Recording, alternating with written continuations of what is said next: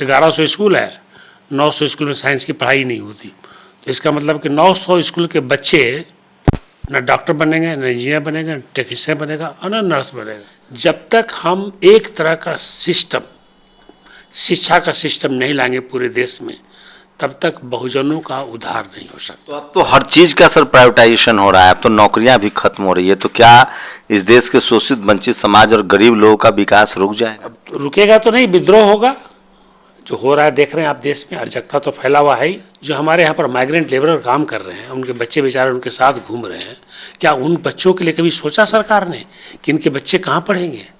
वो बेचारा कल बड़ा होकर के क्या बनेगा? वही माइग्रेंट लेबर बनेगा। क्या सरकार की पॉलिसी है? चाहे हमारी नीतियाँ पॉलिसियाँ कुछ भी रहे, 2-4 चमचों को लेकर के अपना मुख्यमंत्री बने रहे, अपना कुछ मंत्री रहे और मुझे जय जयकार करें। मेरे साथ पद्मश्री डॉक्टर जगदीश प्रसाद हैं। इन्होंने पार्टी का निर्माण भी किया और लगातार बहुजन समाज को, SC ST OBC के संवैधानिक अधिकारों के लिए सजग रहे हैं। जब अस्पतालों में सेवा दे रहे थे, आम लोगों की सेवा कर रहे थे एक डॉक्टर के तौर पे, कार्डियोलॉजिस्ट के तौर पे, तब भी जब सफदरजंग के हेड बने, तब भी भारत सरकार में हेल्थ DG रहे, तब भी, और अब जब रिटायर हो गए हैं उसके बाद भी अपना सारा समय इस देश के जो शोषित वंचित और गरीब लोग हैं उनकी तरक्की कैसे हो उसको लेकर लगातार प्रयत्नशील हैं, चिंतित भी हैं। और जो डेमोक्रेसी, जो भारत की डाइवर्सिटी का जो मूल आधार है, उसको मजबूत करने की प्रक्रिया में इन्होंने पार्टी की भी निर्माण की है। उन्हीं सब मुद्दों पर बात करेंगे और समझेंगे कि डॉक्टर जगदीश प्रसाद जो भारत में एक स्तंभ हैं, डाइवर्सिटी के लिहाज से भी देखे तो और सामाजिक लिहाज से भी देखें तो लगातार कोशिश कर रहे हैं कि डेमोक्रेसी मजबूत हो और इस देश के जो शोषित वंचित लोग हैं उनके लिए तमाम उम्मीदों के दरवाजे खुले। डॉक्टर साहब, कैसे देख रहे हैं, एक लंबी पारी खेली आपने, सरकार के साथ काम किया, हेल्थ DG रहे, अस्पताल में सीधे लोगों की सेवा की, जब आप कार्डियोलॉजिस्ट हैं आज भी, और अब जबकि सामाजिक जीवन में आपने एंट्री की है, तो क्या अंतर देख रहे हैं? ये देख रहे हैं कि 75 साल के बाद एक तरफ अमृत उत्सव मनाया जा रहा है, दूसरी तरफ 75 साल के बाद भी जो बेचारे लैंडलेस थे या गरीब लोग थे उनके बच्चे आज भी उसी तरह के हैं, गरीबी हैं। क्योंकि 90% बच्चे मजदूर के बच्चे मजदूरी बन गए, चाहे वो दिल्ली हो, बिहार हो, UP हो, कोई भी हो, भारतवर्ष का हर कोने का ही हाल है। क्योंकि गरीब के बच्चे, शिक्षा जो पत्ती हमारे सिस्टम में घुस गया, गलत सिस्टम, कि गरीब के बच्चे सरकारी स्कूल में पढ़ें और पैसे वाले के बच्चे पब्लिक स्कूल में पढ़ें, यहीं से एक अंतर आना शुरू हो जाता है। तो आप भी तो सरकारी स्कूल से पढ़ के इस मुकाम पर पहुंचे हैं। देखिए, उसमें 100 में अगर एक निकल गया तो कोई बहुत बड़ी बात नहीं है, 99 फंस जाएगा। 99 फंस जाएगा। आज भी आप जाइए ना, आप दिल्ली को देख लीजिए, दिल्ली में 50% बच्चे 8th के बाद नहीं पढ़ते। केजरीवाल साहब हमारे जो बोलते हैं कि हमारा स्कूल सबसे मॉडल स्कूल है, आप उनसे पूछ लीजिए कि किस स्लम का आदमी डॉक्टर, इंजीनियर, अफसर बना है, एक भी नाम दे दें। 9 साल से हैं वो, लेकिन अब मतलब अफसोस से कहने वाला, इन्होंने तो प्लान करके ही ख़त्म कर दिया कि गरीब के बच्चे डॉक्टर, इंजीनियर, नर्स भी नहीं बने।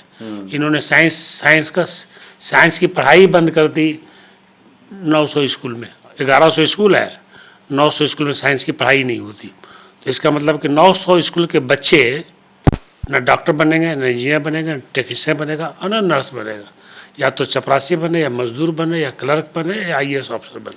अच्छा डॉक्टर साहब, आप थोड़ा फ्लैशबैक में अगर जाइए तो आप सरकारी स्कूल से हैं, हम लोग भी, ये जो आडंबर दिखाया गया, एक दो आपको कह दिया जाता है कि डॉक्टर जगदीश प्रसाद भी सरकारी स्कूल से।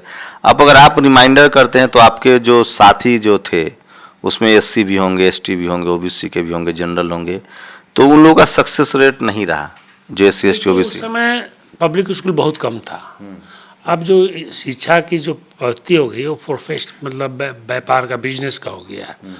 तो जो सुविधाएं मिलती है पैसे वालों के, या कोई अफसर के बच्चों का या नेता के बच्चों का जिनके पास पैसा है, वो गरीब के बच्चों को नहीं मिल पाता है। और फिर कंपटीशन जो देना पड़ता है गरीब के बच्चों को, तो कहाँ से कम्पीट कर पाएगा। इसलिए गरीब के बच्चे कम्पीट नहीं कर पाते हैं। दूसरी बात, सरकार की नीति ऐसी रही है कि रिजर्वेशन से क्या होने वाला है। रिजर्वेशन के मतलब ये नहीं कि सरकारी नौकरी में रिजर्वेशन हो। अगर रिजर्वेशन ही देना था तो रिजर्वेशन हर सिस्टम में होना चाहिए था, चाहे वो प्राइवेट हो, चाहे गवर्नमेंट हो, चाहे ठेकेदारी हो, या किसी भी चीज़ में भी, हर चीज़ में रिजर्वेशन होना चाहिए था, चाहे मीडिया हो, तभी उन्नति हो सकता था। एक तरफ तो आपने पढ़ाई के सिस्टम को बर्बाद कर दिया, दूसरी तरफ आपने रिजर्वेशन खाली गवर्नमेंट सिस्टम, हमारे लोग भी ऐसे संकीर्ण थे कि सिर्फ एक सिस्टम को देख रहे थे, सरकारी नौकरी को। सरकारी नौकरी मुश्किल से 1 से 2% है पूरे भारतवर्ष में, 98% प्राइवेट नौकरी है। तो आप 2% के लिए 75 साल से लड़ाई कर रहे हैं। हमने तो हर आदमी को यही कहा, जो भी हमारे लोग बने बहुजन के लोग, कि हम लोगों को भी, बच्चों को वही शिक्षा दो जो बड़े लोगों को देते हो। तो हम लोग को रिजर्वेशन नहीं चाहिए। अब आप देखिए कि लोगों को ये नहीं मालूम कि गरीब के बच्चे जब माँ के पेट में रहता है तो उसकी माँ को अच्छा खाना नहीं मिलता, ब्रेन का विकास ही नहीं होगा। ब्रेन का विकास जितना होना चाहिए था उतना नहीं हो पाता है। ये बहुत कम लोगों को मालूम है कि ब्रेन का डेवलपमेंट 90% माँ के गोद से होता है, माँ के पेट में ही। माँ के गर्भ से, और 10% डेवलपमेंट जब जन्म लेता है तो उसके 1 साल से लेकर 5 साल तक होता है। तो इसीलिए आप तो देखिए, इसी दौरान आपको बढ़िया फूड हैबिट्स होना चाहिए, आपके पास बढ़िया भोजन। हाँ, क्योंकि जेनेटिक के अलावा न्यूट्रिशन बहुत इंपॉर्टेंट रखता है डेवलपमेंट के लिए। तो ये डिस्क्रिपेंसी जो है शुरू से चला रहा है, और सरकार ने इस बेसिक चीज़ मुद्दे पर किसने सोचने की कोशिश नहीं किया। जब तक हम एक तरह का सिस्टम, शिक्षा का सिस्टम नहीं लाएंगे पूरे देश में, तब तक बहुजनों का उद्धार नहीं हो सकता। एजुकेशन एजुकेशन एजुकेशन, जैसे आप घर कहीं देखते हैं तो 10 बार आप लोकेशन कहते हैं कि लोकेशन लोकेशन लोकेशन। तो अगर किसी को डेवलप करना है तो एजुकेशन ही एक ऐसा मुद्दा है जो पढ़ा लिख करके आप आगे आगे बढ़ा सकते हैं। तो ये हमारा समाज। दूसरी बात है कि सरकार को, जो भी सरकार हो, मतलब डाइवर्सिटी होनी चाहिए रिजर्वेशन में सबका।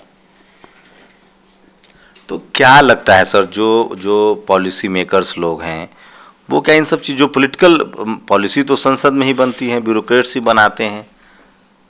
आज जो आप इतना संघर्ष कर रहे हैं, बाबा साहब ने 1949 में जब संविधान दे रहे थे तो उन्होंने यही कहा था कि भाई हम राजनीतिक समता, मतलब वोट देने के लिए अधिकार तो दे रहे हैं, लेकिन आर्थिक समता और सामाजिक समता जब तक नहीं आएगा तब तक डेवलप नहीं होगा। आर्थिक समता, जब तक आर्थिक समता नहीं होगा तब तक सामाजिक समता भी नहीं मिलेगी। आर्थिक समता के लिए आपको शिक्षा होना पड़ेगा। तो बेसिक जो चीज़, या तो आप सारे सब चीज़ को नेशनलाइज करिए, एग्रीकल्चर को नेशनलाइज करिए, एजुकेशन को नेशनलाइज करिए, हेल्थ को नेशनलाइज करिए, जो बाबा साहब चाहते थे, जो नहीं किया इन लोगों ने, नहीं होने दिया सामंतवादियों ने। उस समय भी 1947-48 में भी उन लोगों ने इनकी बात को नहीं माना। तो अब तो हर चीज़ का सर प्राइवेटाइजेशन हो रहा है, अब तो नौकरियां भी खत्म हो रही है। तो क्या इस देश के शोषित वंचित समाज और गरीब लोगों का विकास रुक जाएगा? अब रुकेगा तो नहीं, विद्रोह होगा।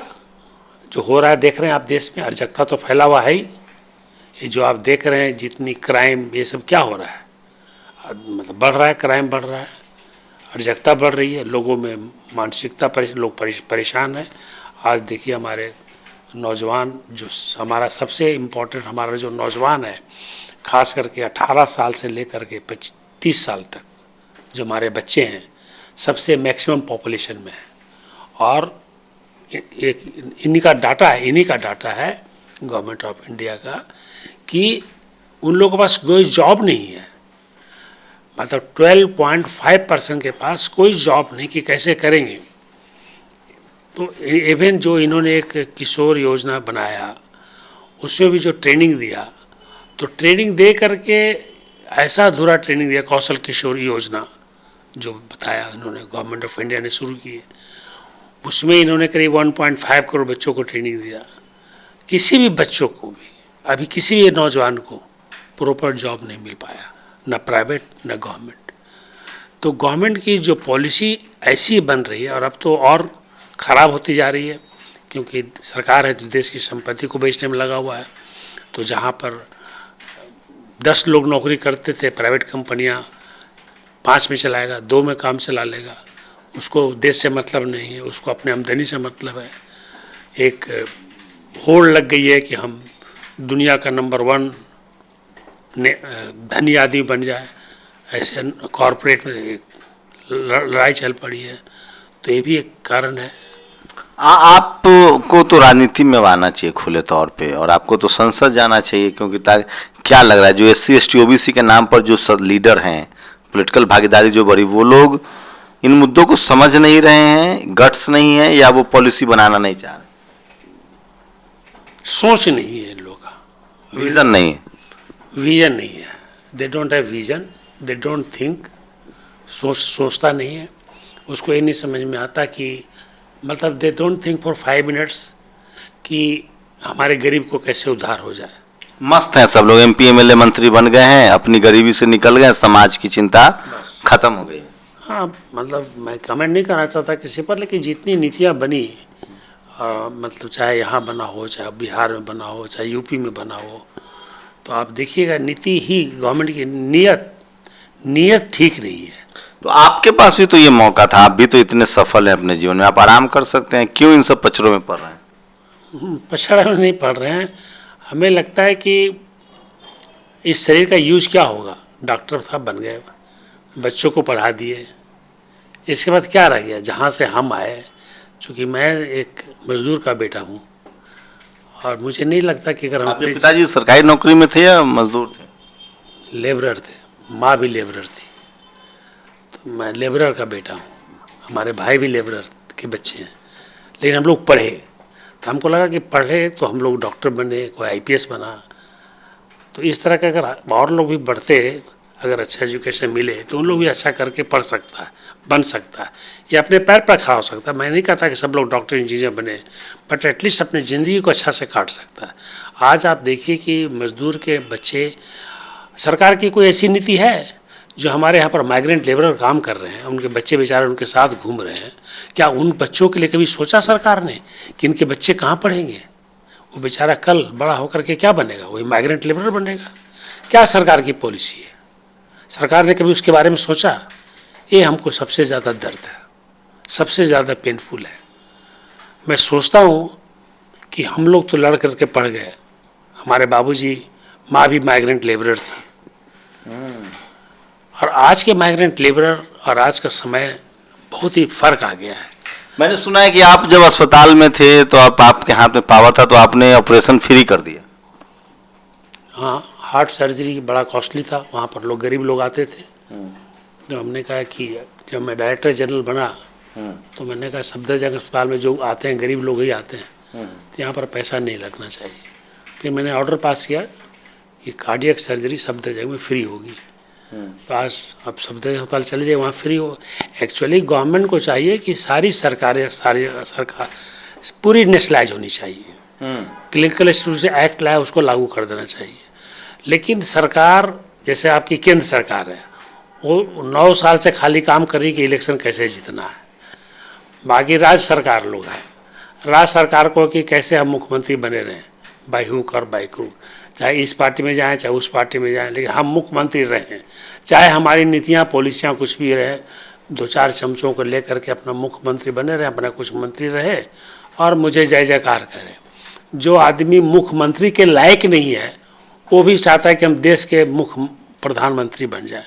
तो बड़ा कभी कभी हमें आश्चर्य लगता है कि सोचता कैसे है, अपने आप को टटोले कि हम उस लायक, उस पोस्ट के लायक हैं कि नहीं। हर आदमी को चाहिए अपने बारे में सोचे कि वो है इस पोस्ट के लायक कि नहीं है। या फिर उन लोगों के लिए आपके मन में तकलीफ है कि नहीं जो आप ही के देश के नागरिक हैं और जो अव्यवस्था के शिकार हैं? जिस समाज से हैं, जिस समाज ने आपको दिया है राज करने के लिए, बहुजन लोग आए यूपी में, बहुजन लोग आए बिहार में, 33 साल से बहुजनों की सरकार है, लेकिन बहुजनों की सरकार तो हम कहेंगे नहीं, क्योंकि बिहार और यूपी ये दोनों जगह रहे तो जिनके बच्चे, जिनके माँ बाप डॉक्टर, इंजीनियर, अफसर हैं, उन्हीं के बच्चे पढ़ रहे हैं, और जिनके माँ बाप मजदूर हैं उनके बच्चे नहीं पढ़ रहे हैं।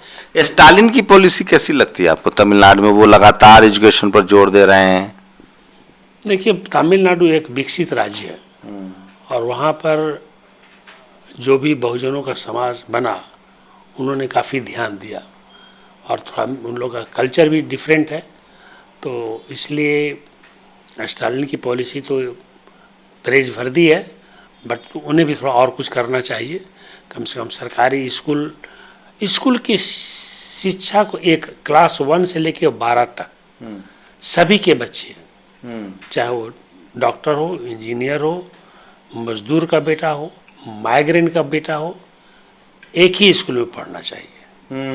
आप अलग अलग पढ़ा करके। लेकिन लोग कह रहे हैं कि जनता जो है ना सर, वो धर्म के नाम पर वोट देती है। पढ़ाई लिखाई, दवाई, शिक्षा, ये सब पर तो जनता भी ये इस तरह की धारणा बनाई जा रही है। क्योंकि हमारे नेता लोग ऐसे हैं, हमारे नेता जो लीडर कहलाते हैं वो धर्म की बात करते हैं। गंगा में जाकर स्नान कर लेंगे मेरा पाप धुल रहा है, मंदिर में जाएंगे कि पूजा करने से। उन लोग को ये नहीं समझता कि कबीर होते थे, उन्होंने कहा कि पत्थर पूजे हरी मिले तो मैं पूजूं पहाड़। इतने बड़े विद्वान आदमी कितने साल पहले ये बात को कह गए, और आज तक इन लोग को समझ में नहीं आया, नेता लोग को, कि भाई उसी पत्थर को रख दे तो मंदिर में तो बोल दे तो भगवान, वही पत्थर रोड पर रहता है, चोट लग जाता था, पत्थर उठा के फेंक देते हो। तो भगवान तो तुम्हारे कर्म में है। अगर कर्म अच्छे कर रहे हो तो भगवान है, कर्म नहीं कर रहे हो तो नहीं भगवान है। लेकिन इन लोग जो नेता बन जाता है, चाहे वो कोई भी नेता हो, मुख्यमंत्री हो, प्रधानमंत्री जी हो, राष्ट्रपति हो, कोई भी हो, वो धर्म के लोग बढ़ावा देता है। लोग उन लोग को देखता है जे पर्सनालिटी, इन लोग धर्म का बढ़ावा देता है। हमारे गरीब लोग पढ़े लिखे नहीं हैं, समझ नहीं पाते। उनको लगता है कि मंदिर में जाने से, मस्जिद में जाने से, गिरजाघर में जाने से हमारी मनोकामना पूरी हो जाएगी। उनको ये नहीं मालूम कि कोई ऐसा चीज़ नहीं है दुनिया में।